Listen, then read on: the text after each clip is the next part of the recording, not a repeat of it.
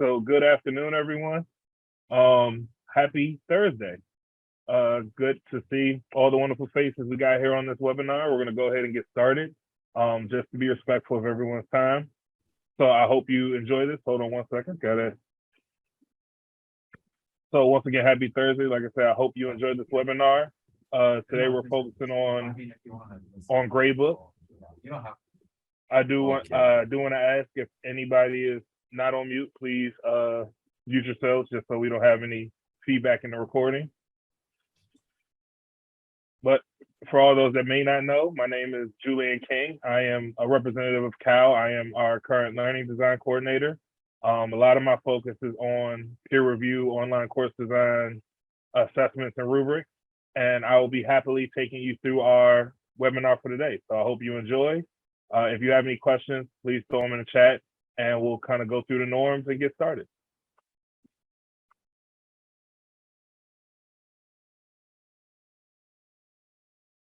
So our webinar for today is Ultra Gradebook 101, maximizing your gradebook capabilities. So we normally do a gradebook webinar once a year, and Blackboard has underwent some updates, so we want to make sure that you are up to date on some of those updates and the best practices that correlate with those updates and the gradebook that you are currently using. So our goals for today, we want to modify the calculation for anybody that wants to modify those calculations to weighted percentages in their gradebook, or you may want to modify those calculations to total points based on however your syllabus is. Being able to grade an assignment with a rubric and embed feedback, and we're going to talk about that specific embedding of feedback, and then insert a recording into your grade feedback. So being able to insert an audio or visual recording to fit the needs of our students. Few things before we get started. Your unmute and your start video icons are on your left. Your chat button is in your middle next to your share screen icon. And your reactions. If ever you want to send me some love, raise your hand. You can do any one of those with that reaction button. And if you want to change skin tones or any specific emojis you want to send me, that will be how you complete that. And I always take love. So if you ever want to send me some love emojis, I'll take all the love we can get on this nice Thursday. So our agenda for today: brief overview of grading options of Blackboard, and a walkthrough through the gradebook and some of its features. We'll do a live walkthrough through Blackboard Ultra, and then any next steps and Q&As you may have. I've seen some of the questions within the chat about creating a final grade for some of your assignments. Hopefully we'll be able to answer those questions, and if there's anything that is not answered within this webinar, we'll also be able to set up consultations and things of that nature. And being able to develop the gradebook with your syllabus, I think we should be able to handle those duties within this webinar.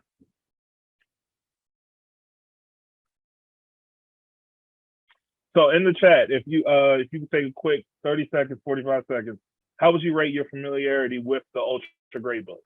1 being low, I'm kind of new to this. 5 being, hey, I'm an expert. There's nothing you can teach me about this.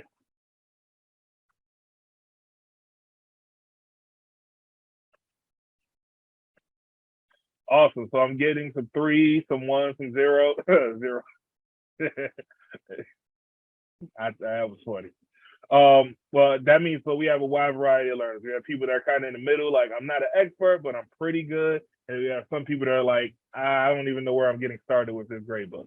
And hopefully after this webinar, we've answered some of those questions and kind of resolved some of that discomfort you may have with our Ultra Gradebook.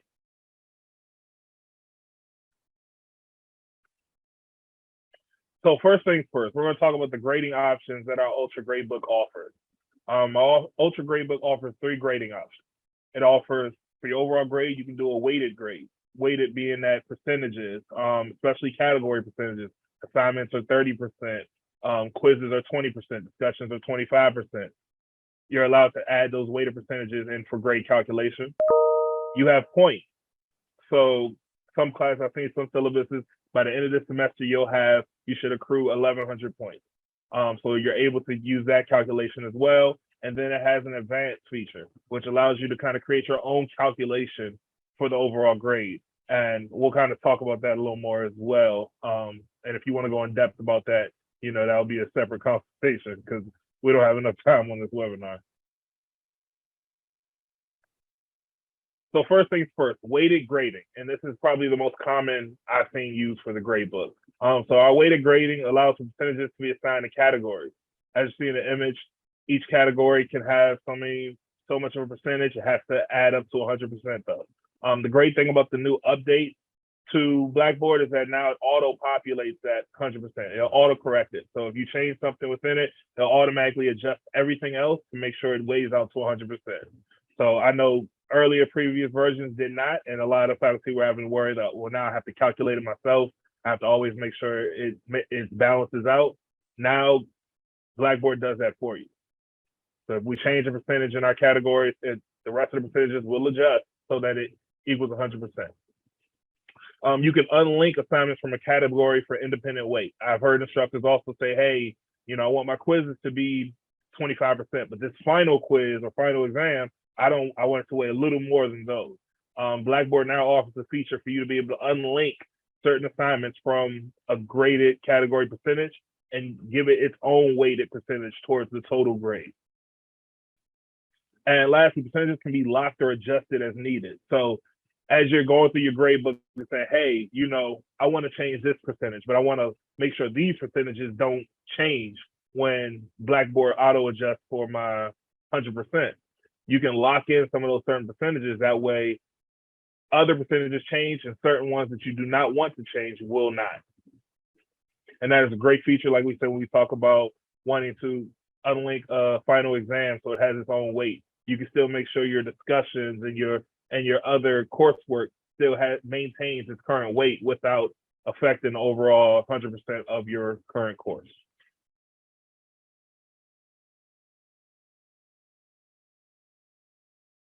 And as we do the walkthrough, I'll show you kind of what that looks like as well. So if you have any questions, we can kind of talk about it in the walkthrough so I can be very specific. So our next function of grading within Blackboard Ultra is our total points. Total points are determined by the instructor and assigned during creation of your assignment. So most of us, when we create an assignment, maybe 100 points, 20 points for a discussion, 10 points here. All those points that you've created for those assignments, those discussions, all those different artifacts and content within your course, those are automatically added up into your Blackboard gradebook, and it produces your point total at the bottom. Similar to the other function, we can unlink assignments. Unlinking assignments does not technically change your total point grading scale, but if you do want to move something from under a category, even though it's not percentage weighted, you still have that option as well. And assignments can be excluded from the total. So I know some faculty may say, oh, well, hey, I want them to do this assignment. This assignment necessarily isn't graded. It's more or less for completion. So, hey, we can come into our gradebook and exclude assignments so that they do not count towards the student's grades as far as points. And you can do that as far as percentages as well.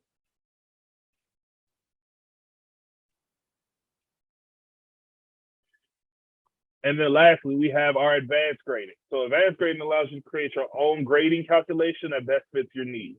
So for returning faculty that were doing total points last year, this is the screen that we used when we originally created your total points. But now that Blackboard has added that points feature, this is more of if you want to create a custom calculation for your grading scale. Specifically, and you see certain functions like average, total, minimal, maximum, you're able to create certain equations that will balance that out based on the functions and the operators that you have. For instance, I can use all my assignments and just get the average of all of them with no overall percentage or anything, just the average of my assignments.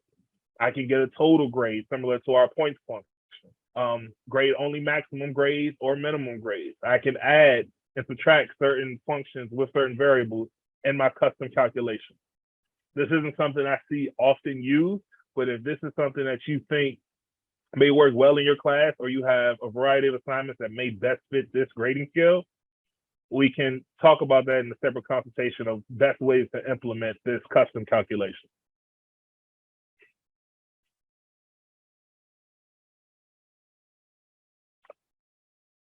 So if without further ado, I am going to stop sharing and share my screen on Blackboard Ultra so we can kind of get a live walkthrough of what some of these features and functions look like. So please just give me 1 second.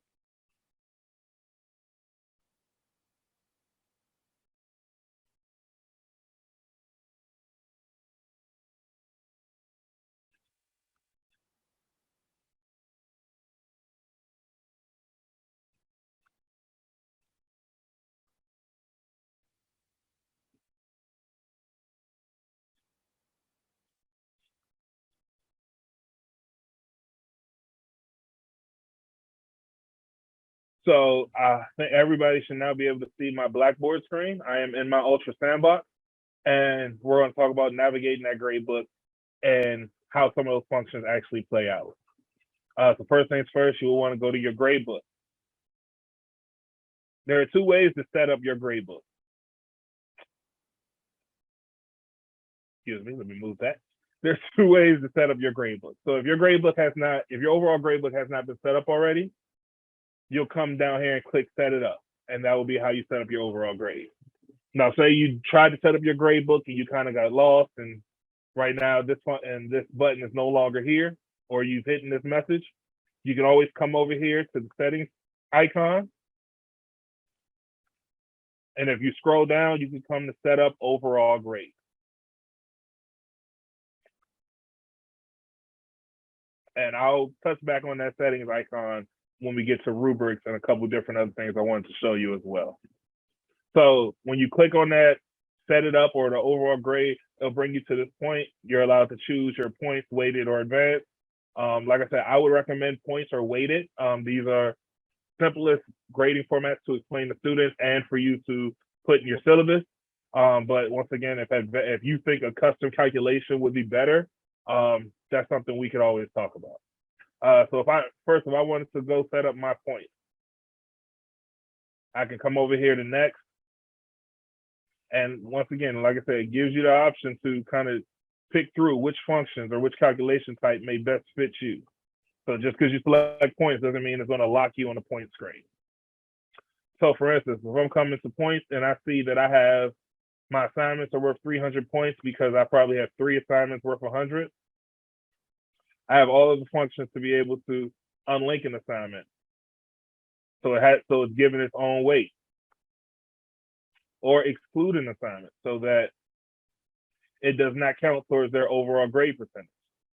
You know, once I exclude it here, you only had assignments are now only 200 points. When you edit, you also have the feature to edit calculation rules.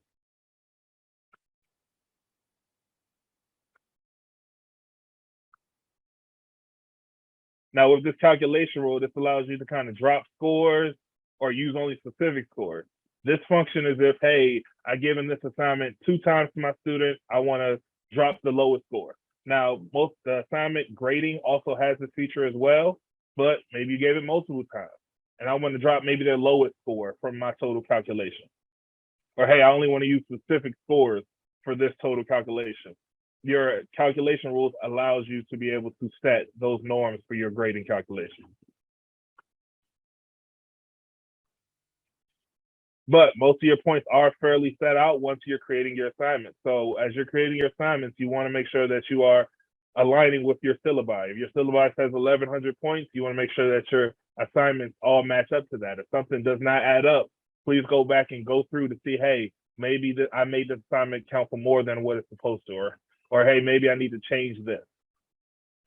We always want our gradebook to match our syllabus because we want to make sure our students have the knowledge to know what they're signing up for, what they're going into, and the grade that they should be looking to attain as they go out throughout the semester. And I'll stop here at points really quickly to see if anybody has any questions specific to this grading function. If you do, please throw them in the chat. I can take a break real quick to answer them. And if not, I will move over to our weighted graded function.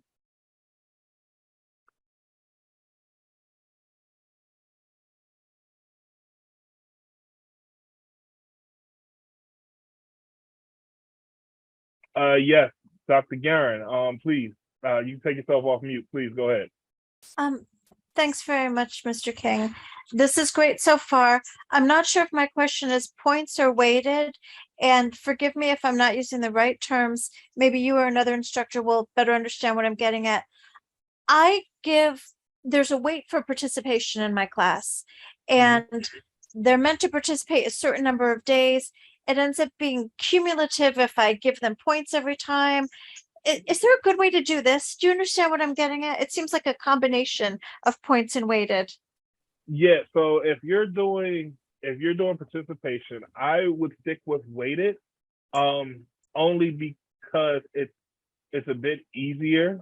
Well, so here's the thing. It just depends on how you're calculating participation. We're calculating it per class, so I'm adding up however many classes we have per semester, and you're going to achieve 5 points per class, or is participation maybe 15% of their grade, and they have only met maybe 10 out of 20 times, which is 50% of their 15% of participation. There's two ways to go about it. And as a math guy, I may have kind of lost it a bit, but all in all, it really depends on how you would like to calculate that. And specifically your grading scale particular to that class. I think that's something we can discuss offline, because I think just depending on how your gradebook is set up, there are two ways to go about it. Points and weighted both can serve you. It's just which one may be an easier implementation to your gradebook versus another. Thank you. Then I will follow up with you outside of this and welcome others' comments to this issue in the chat if there's anyone who's got some experience they want to share on it. Thank you very much. No, thank you.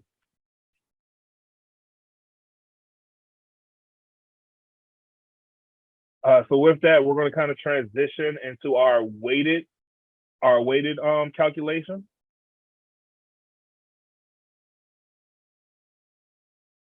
So with your weighted calculation as well, like we said, the weighted calculation, you're able to assign percentages to certain categories.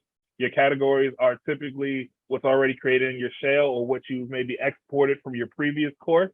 So some calculation categories, you may have categories that may not be exactly what I have, but that's fine. Like I said, if you're exporting it from another course, it kind of just follows over from that course as well. If you want to create other categories outside of what Blackboard offers, I will show you how to do that as well when we get to the rubric piece. But with this, you have the ability to change your calculations. If I say, hey, I want my assignments to be worth 25%, you notice that all the other grading percentages changed as well when I changed this. Now you may say, okay, I want it to worth 25%, but now I don't want that to change. You have the function of locking that specific percentage in so that it does not change no matter if we change the other percentages. So I'll say discussion may go to 15%. And you notice with this being locked in, the other percentages change, but not this. And as I'm finalizing these percentages, I can kind of go down and say, hey, what do I want each one to be? Once I set it and I click off of it, it automatically locks once I edit this. So the only way to open that back up is to unlock it. But all other percentages change. That way it always equals 100%. This is a great feature because even as recent as last year, you had to make sure your percentages added up. Blackboard wouldn't do it for you. Now it automatically does it for you to kind of relieve some of the issues or challenges that may come with that.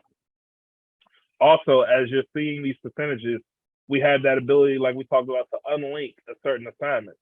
So, hey, I want this assignment. I don't want this to count with my 25% of a regular assignment. This project or this activity may be a bulk of their grade. This may be a 30% of their grade.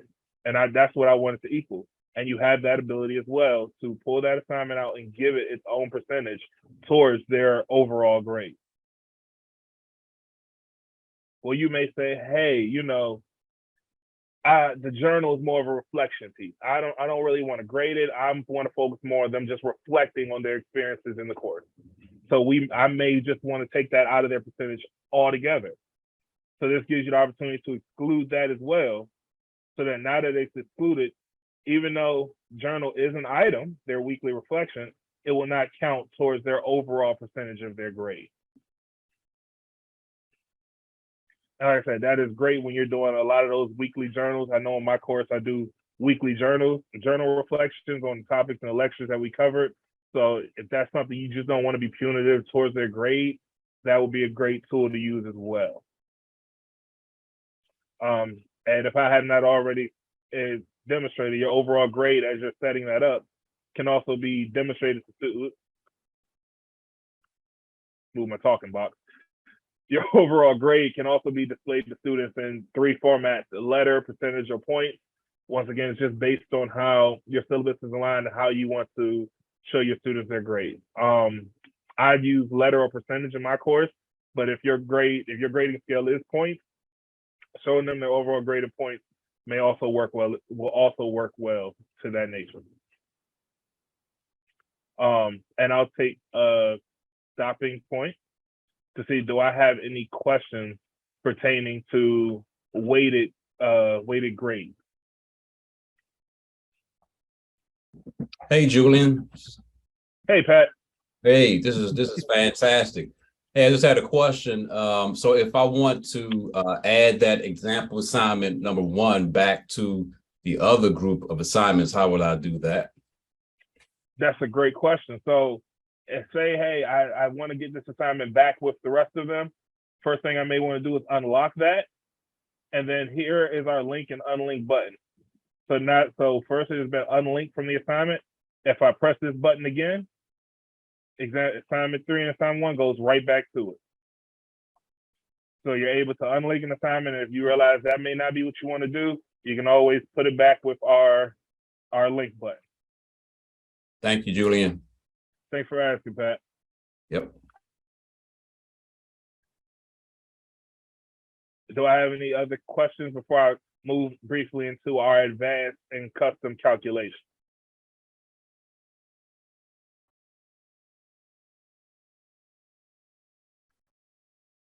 All right, so I will transition to our last calculation type. Like I said, not something that is frequently used.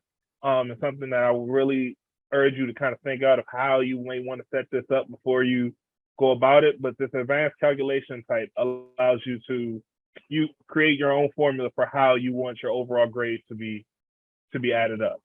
You have the function of average, and if you want to add something, we press our multi-directional button, and you can find the average of the assignment. Hey, maybe I want to get the average of these 3 assignments.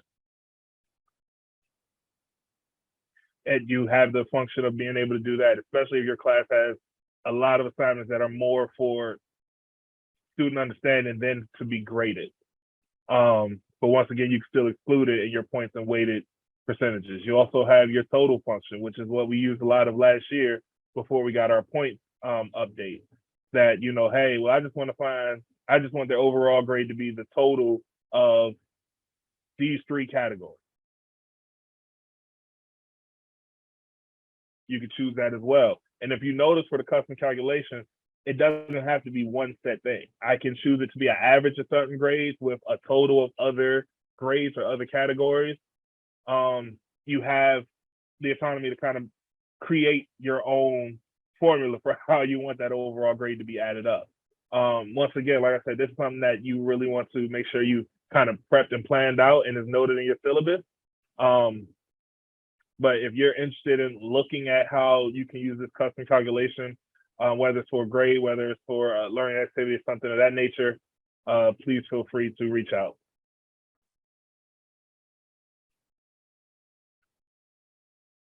So with that being said, I am now going to transition out of our calculation types into our rubrics, categories, and being able to grade an assignment using a rubric as well.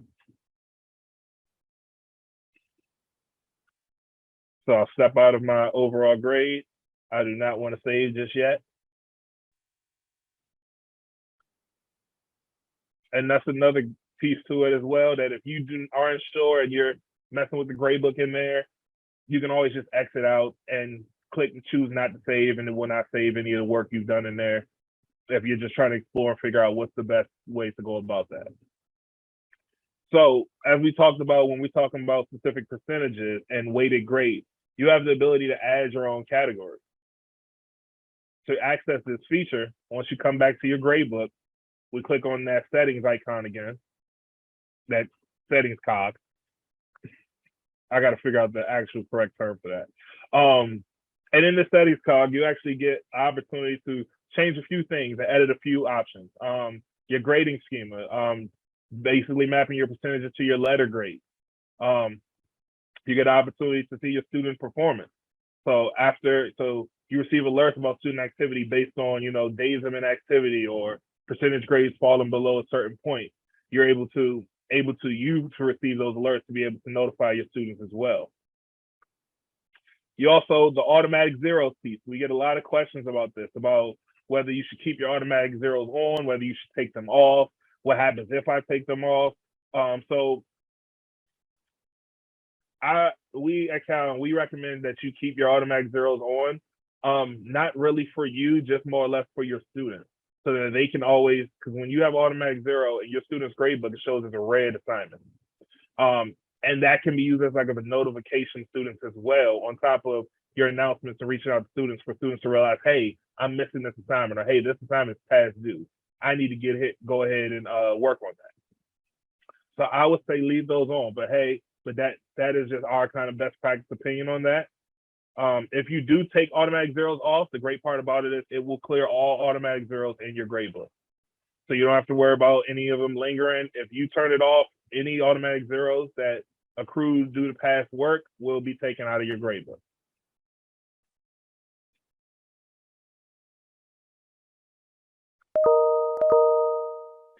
So you also have a feature to add a category. And when we talked about those weighted grades, you may say, hey, I have different assignments. I may have a lab in here that counts towards 35%. You get a chance to just click on add new and say, hey, well, what about my lab? Or, hey, I have a lecture students need to be at. Lecture is 25% of the class. How can I add that? You can add that as well. So you can add your own categories if the categories provided by Blackboard are not listed. Now you may get to your grading process and say, hey, I don't need a separate category for this. I can put this here. If you click your ellipsis, you have the option to delete the categories that you've created. The ones Blackboard provides for you cannot be deleted. Those are default categories. But if you need a category outside of the ones they provided, you do have the option to be able to create your own.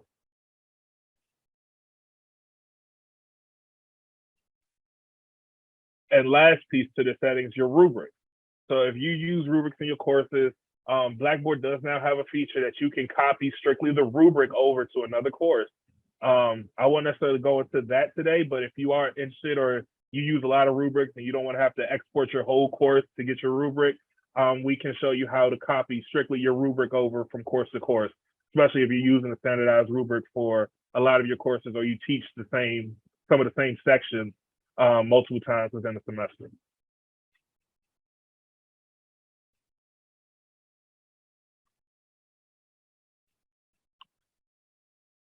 So do I have any questions about any of those gradebook settings before we get to grading with the rubric, and what that looks like, grading with the rubric and providing feedback, whether it's text, audio, or visual?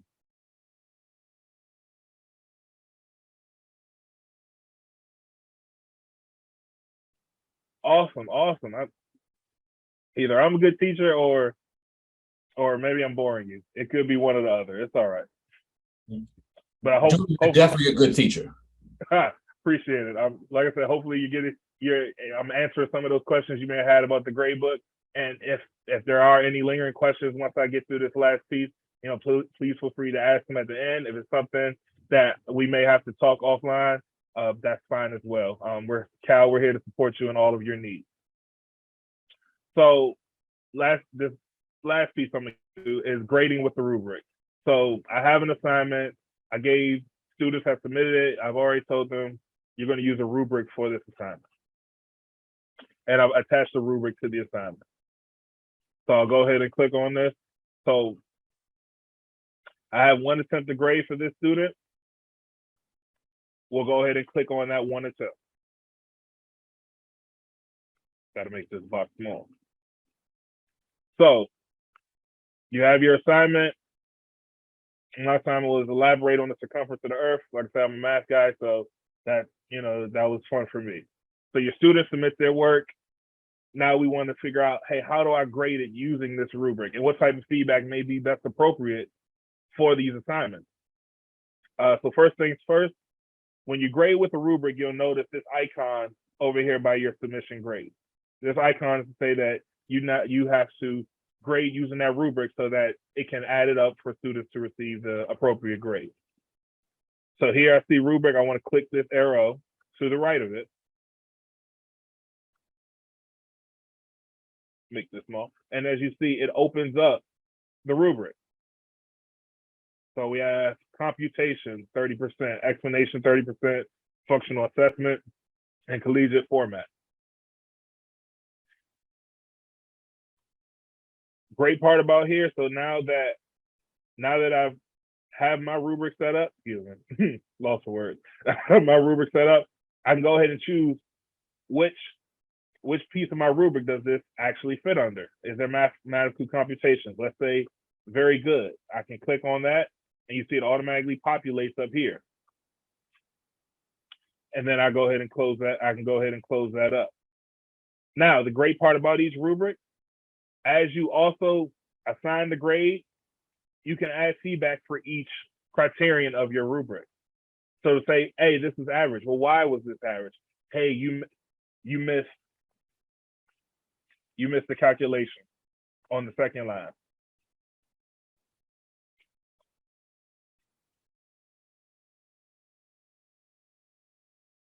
And when I'm done with that, I'll click this arrow to close it up. Once you add feedback, you'll notice this becomes purple, meaning that there's feedback attached to that specific criterion or this specific rubric.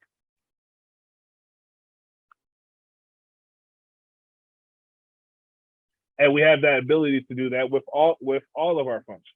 And you see, as we did our grade, it starts automatically counting it within our submission.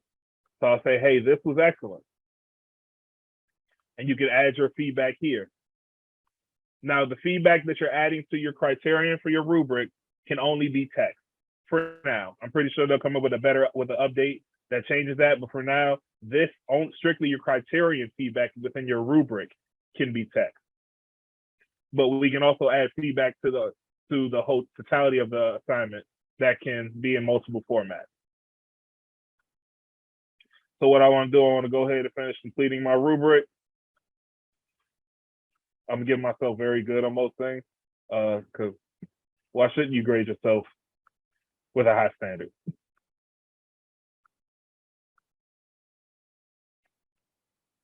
So as you see, the purple showed that I've completed rubrics or I've completed feedback for these criterion. It automatically adds up my grade. So now that I'm done with this rubric, I can kind of click this arrow and it brings me out, automatically added up. Now, if I want to add overall feedback to this assignment, I've added feedback on why they may have met or not met specific criteria within my rubric.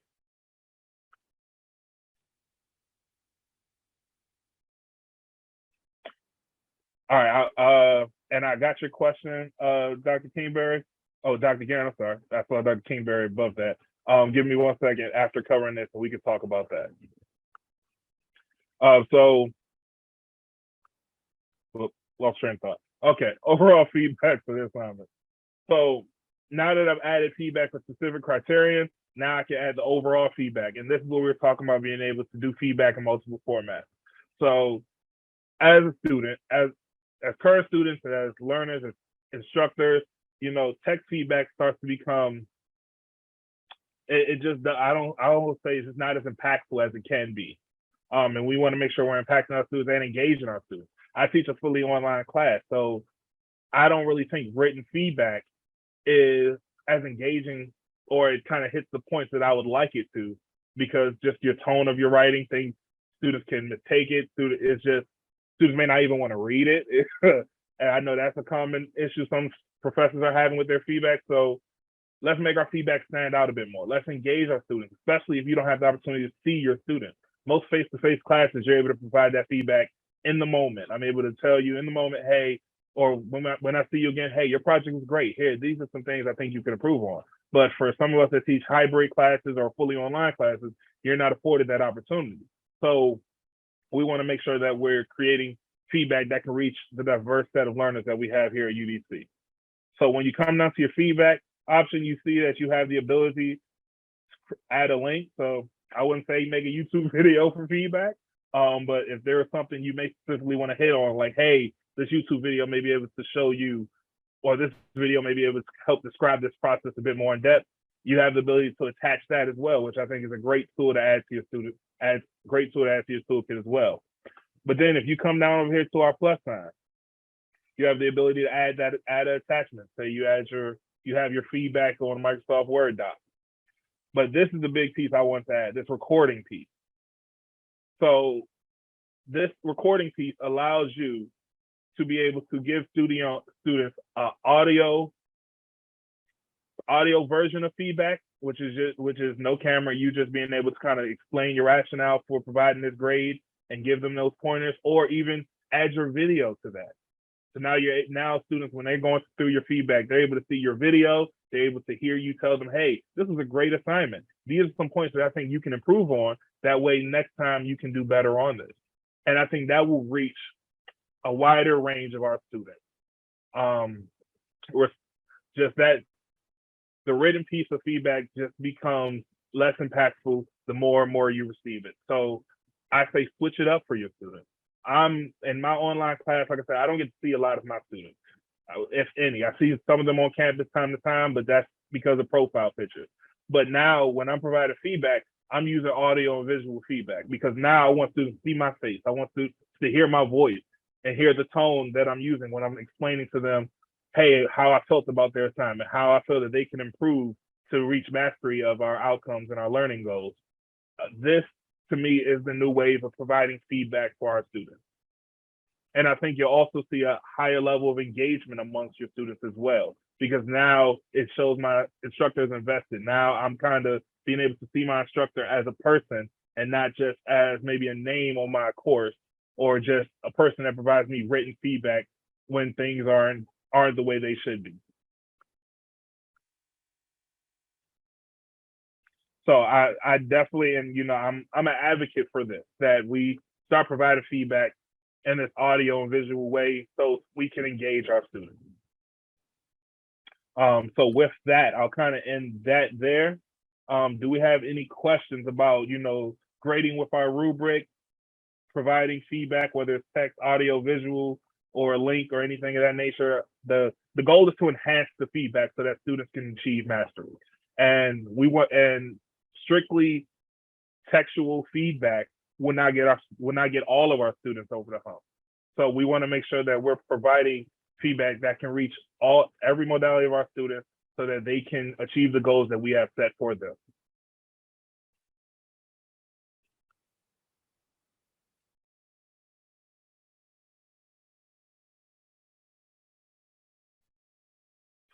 So I don't have any questions pertaining to this. And once again, if there's anything here that you're saying, hey, that looks like a great function, but I may need one-on-one to kind of work through that, I'll put our information in the chat. Actually, give me 1 second, I'll do it now. And Dr. Garrett, I'll answer your question in a second. So I put our information in the chat, whether it's our walk-in hours, whether it's our C.A.L help desk, even our PD schedule as well, that if you're feeling like, hey, this is a great tool, but I may need one-on-one help to kind of work through this, please sign up for our virtual office hours. Or if you're wondering, hey, how can I implement this maybe on a larger scale? Like I said, please reach out to our C.A.L help desk, reach out to our office hours, and we should be able to guide you on best case uses for a lot of these techniques and the things we've covered today. Professor and Dr. Garrett, your question about uploading Rubric. So currently right now, I will have to look into uploading rubrics through Blackboard. It may not be a seamless piece to upload rubrics, especially depending on the format in which it's uploaded, but we're always willing to help you. Even if we cannot upload it, if we have to create it ourselves in Blackboard, that's always an option as well. And we can walk you through doing that as well. And the good part of it, long days. The good part about it is once we create the rubric once, it's in Blackboard. So now we can move it to any courses that need that rubric. We can edit it as needed. So that's a great part of it. So if we end up having to just build it out in Blackboard ourselves, once it's built out, it's always there. But I will look into whether it can be uploaded and what formats may support that upload. Thank you, Mr. King. This is a super presentation, so helpful. I love the way it's organized, and I love your enthusiasm for it. I'm really intrigued about trying this feedback format. I have a rubric I use for writing assignments, and I just put it under content now, but I would love to be able to link it with the assignments that get submitted so that I can add the comments as I go through. So I'll follow up with you for that. Thank you. No problem. And first, thank you. You know, I'm enthusiastic about just rubrics, assessments, grading. You know, that's my thing. I love education. But when we talked about even the gradebook, there is, like I said, I will look into a piece for uploading rubrics, but I know for sure we can move that rubric into Blackboard. Coming back to this gradebook settings piece, we would come here and come down to create new rubric, and we would kind of build it out through there. But once again, I'll check on the uploading piece, and if not, like I said, one of us consultants, even me, will work with you and get that uploaded into Blackboard as soon as possible, so that we can make sure that you can assess students the way you would like to. So with that piece, I will if I'm closing out for the gradebook, give me 1 second, and I need to. Well, do I have any more questions based on gradebook, whether it's feedback, points, weighted, just the gradebook in totality? Do I have any more questions before I kind of touch back to our PowerPoint?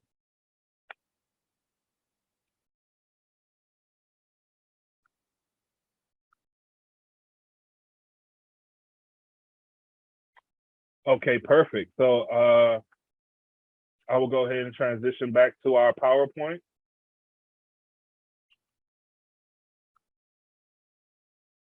So once again, I put our information in the chat, our PD schedule. If you're interested in rubrics and best use cases for our rubrics, we do have a PD on September 27th. That will be by, I think, Dr. Britton, and we are also working with Dr. Britton as well. So please feel free to sign up for that. Professor Bernadette, I will be more than happy to email you a copy of that PowerPoint. I know you hopped on a bit late, but I got you. No problem at all.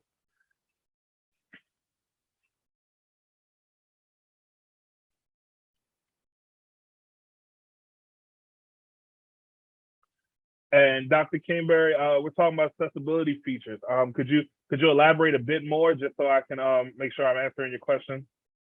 Right. For example, if you have a student who is visually impaired that wants to check their gradebook, how can they get an audio, or, you know, how do they use Gradebook? How can they function if they're unable to see? Awesome. So and I think that kind of ties back to having that multiple modality of feedback.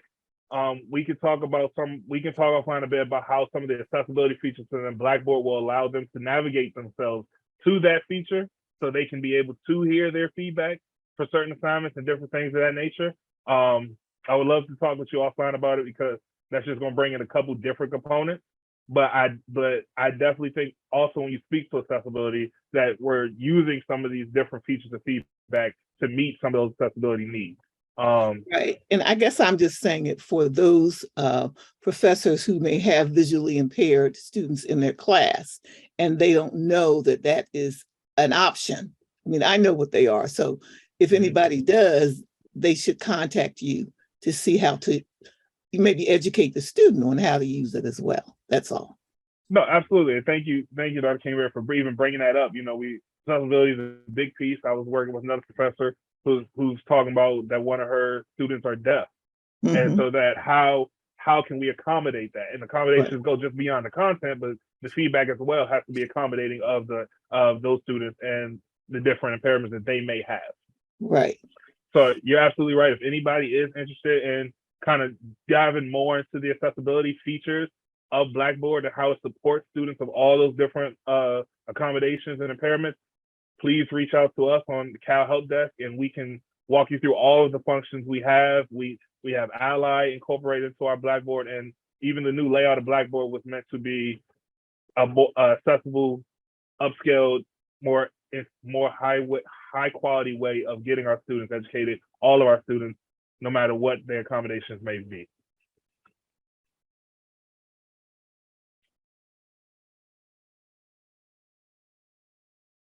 And thank you, Dr. Carson. Added a video of feedback to students about how, you know, some of these things have changed and empirical research behind it. Please, Dr. Carson, please hop off mute and share your statement or question, please.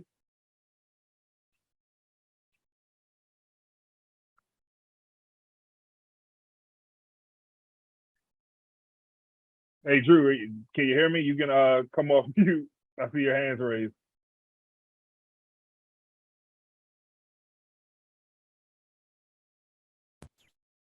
Now, can you hear me? I can hear you now. Okay, I'm sorry. I hadn't pushed a button I needed to have pushed. So I just did a search while you were talking because this is so interesting. And it seems so obvious that providing video feedback would engage students better and improve things like performance and retention and student learning. But I did a quick look online and it looked like there are studies, and I found some studies out there where they are usually small sample empirical studies where they're saying, oh, video feedback seems to help. But there was a recent review from 2019 where they said, yeah, it's the sort of thing that you assume is going to be helpful. But it turns out there's no really strong, large scale empirical research on the subject. Usually there's small comparison studies of small groups. So it's an area where we could actually potentially do some research to be in potentially funded research to be able to demonstrate that this is an effective tool. Just putting that out there. Absolutely. We just had a webinar about if faculty are wanting to get into research and do some research involving UDC and external of UDC. And that would be a great point. A lot of the research we've done on it has been small scale samples, but if we were as a university are able to kind of take this and be the innovators for this and be able to do the research behind it, I think that will fare well for us as well. Yeah, I mean, Blackboard itself might be willing to try to, work on a collaborative type thing. Absolutely. I definitely think that's something we should definitely look more into, especially considering, the population of DC which we serve. We want to make sure that we're doing the best we can for all of our students and our UDC community in general. Thank you, Julian. No, thank you. And thank you, Pat. I know Professor Riley asked about how you access our C.A.L newsletter. Pat just added that into the chat as well. So if you want to stay abreast of what we're doing here in the C.A.L team, some of the initiatives we have pushing out, some of the services we offer, some of the, our ed tech corner, some of the technologies that we're opening up for the university, please check out our newsletter. We put a lot of time into it, so we hope you get a chance to go through and look at it and just see some of the accomplishments we have going on over here on the C.A.L team. So I'll close out by talking about our C.A.L services. So I put in the chat for our daily office hours. So our office hours are virtual and in person. We are in building 4250 on the 6th floor. So we are here every day.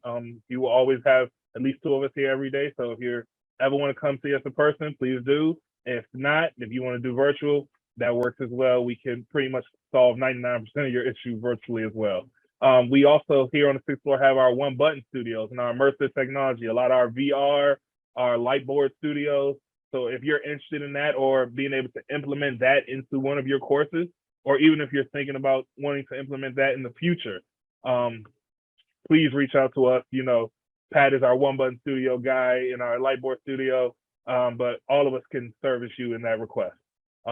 Consultation requests, and that speaks to those one-on-ones you may want to have about rubrics, implementing certain technology or certain design functions. Please reach out to us for that. We talk about our professional development, our newsletter. We just put that in the chat, but we do offer PD sometimes twice a week, 3 times a week, depending on. But our PD schedule, I threw that into our chat as well. So you click that UDC C.A.L professional development link, it'll take you to all the PDs we have upcoming. Certifications. We offer our OTC, which most of you, if not all of you, are already OTC certified. We have our CDFLC. Some people participated in that. That is our course design faculty learning community.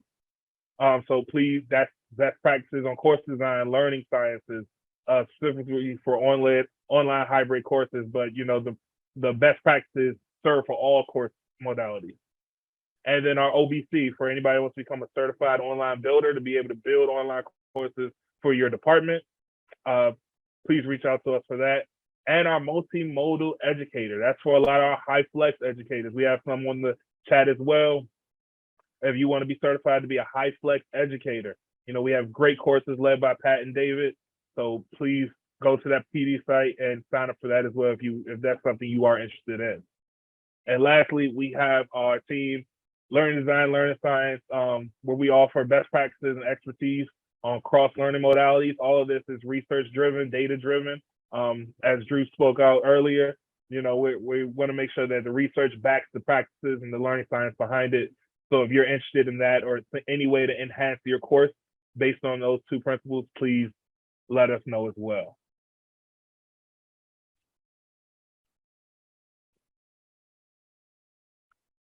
So last but not least, our C.A.L fall program. So they're not here to introduce themselves, but you know, Dominique Law, she's our instructional designer. If you're interested in making your course more learner-friendly, more engaging, please reach out to her. David Turner, that's our thing link tutor. A lot of you speak to David or interact with David in and out, but if you're thinking about trying to add dynamic visual experiences, 3D experiences, immersive technology, you want to add that into your course, you think they can enhance some of the content within your course, please reach out to David. I am your gradebook guy. If you need anything related to your gradebook or you're trying to implement something new in your gradebook, like we even talked about adding those rubrics in there, please feel free to reach out to me. And last but not least, Pat, he's on the call as well, but this is our Mr. Blackboard. If you have any concerns pertaining to Blackboard, go ahead, Pat. Yes, any questions you have outside of the grade book, definitely reach out to me and I'll try to get those questions answered for you. Thank you, Julian. No, thank you, Pat. He has all the tips and tricks. So please reach out to him if you need anything regarding that. And with that being said, do I have any last minute questions? Once again, if you have anything outstanding or something you may want a personal consultation with, you know, please feel free to reach out to our C.A.L help desk and we can navigate in person. But any ending questions or anything that anybody has for the betterment of the group before we close out our webinar?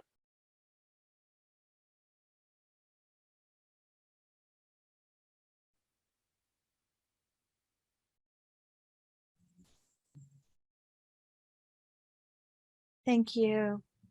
Oh, thank you. And thank y'all so much for attending. Like once again, we do appreciate your participation in this and your attendance in our webinars. And we just hope that you took something out of this or we've been able to answer your questions. Once again, if there's any external questions you had that we didn't answer, please feel free to reach out to us. And Professor Bernadette, I am going to also send you this PowerPoint as well so you can have it as well. Outside of that, have a wonderful Thursday. If you are on the Van Ness campus, there is the Fire Fest going on. So please get a chance to go out there, get ice cream cone. You may be able to see some of the students that are in some of your courses. Just a great way to help us build this UDC community. If not, have a wonderful Thursday and a great week. Thank you, Julian. Thank you.